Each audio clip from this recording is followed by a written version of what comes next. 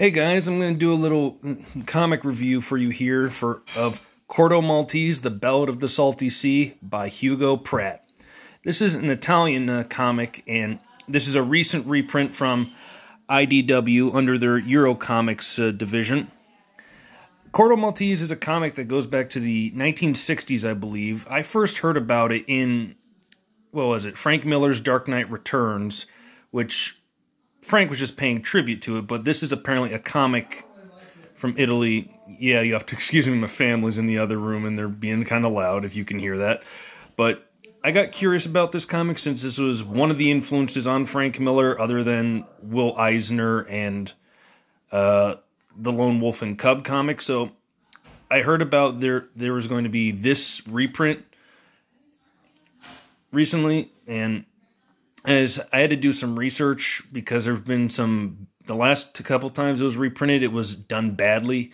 And so I had to do some heavy research, and I got it today. This is the best recreation of the comic, because this is obviously better translated into English than some older reprints from, I think, the 80s or so forth.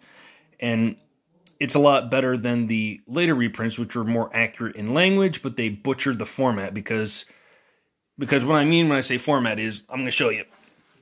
This is a trade paperback of X-Men Dark Phoenix Saga. I'll put it right next to you here. Obviously, there's a much wider panel ratio for the artist to work with, and much higher. And I'm going to go through a couple pages I noticed from one of the online articles that discussed how it was butchered in one of the reprints. So, go to my markers right here, which are just cards from a Comic-Con I went to.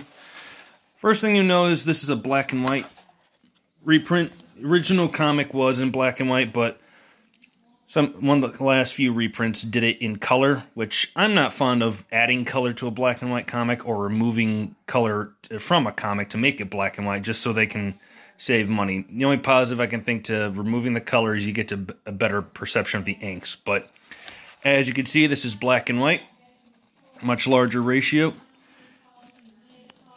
Now, since this is such a wide panel at the top, this would be about cut off here, I believe. I'm sorry if the pages try to close on me. I'm trying to operate my phone and this, but this text would be moved here, heavily compressed, and they'd probably make the panel a lot smaller, I believe, or bigger. And down here from it's one website. I don't remember what website it was, but I'll probably link it in the description. It did a side-by-side comparison between the original format and one of the last reprints. Now, this panel here, it would have been cut off right about here on the side. So, from the left of my thumb to the other end of the panel, that would be where it is. That would be how it would appear in the other reprint, which I think it kind of takes away the mystery of who's this person in the chair, because if you're just seeing this, you might not even know that's a chair or someone sitting in a chair. There's just a book being held up by a hand. So it takes away a little bit of the storytelling method. And go to another example. And the same goes for this panel. This panel would have been cut in two, and you would think it might not make a difference. It kind of messes with the pacing of the comic, because sometimes you get a nice long view to see the sailboat partly wrecked in the water next to a larger boat. Like that boat would be in half, and you might think it's going to build the mystery, but if there was no text there, it's really not going to add anything. And let's see where I have these pages marked out in a certain order, and I'm losing my mind of why I put this one marked this one. I guess that was an accident.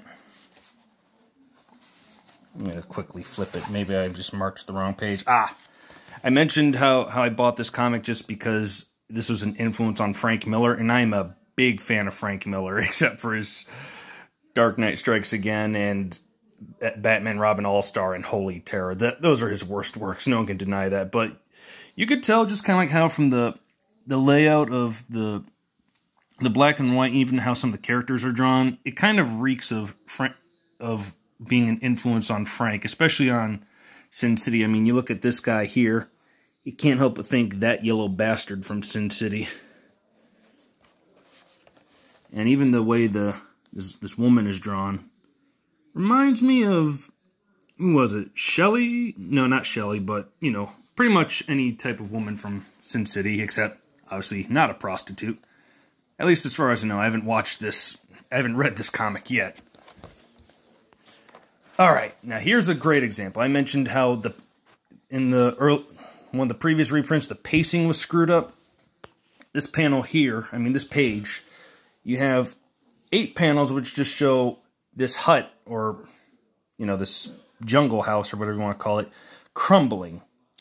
They would have rearranged this, so this panel would have been moved here, there, this one there, and so on and so forth. So then you're losing, like, how the flow of how this hut is crumbling. That's the only example I can think of there off the top of my head. And also, this was a big one for me. Like, obviously, this is a wide panel again. So once again, this would have been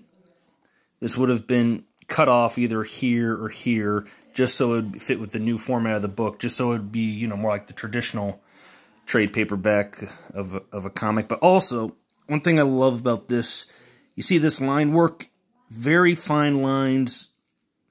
In the reprint I saw, it wasn't only colorized, but they overdid it with the re-inking.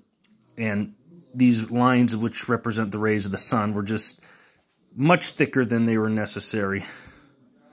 So yeah. I don't want to go into more of the comic because I literally just picked this up today and I want to read it, and I only went through about half of the book today, and this cost me about, what is it, 35 American dollars before tax. But I have confidence this is going to be a good read.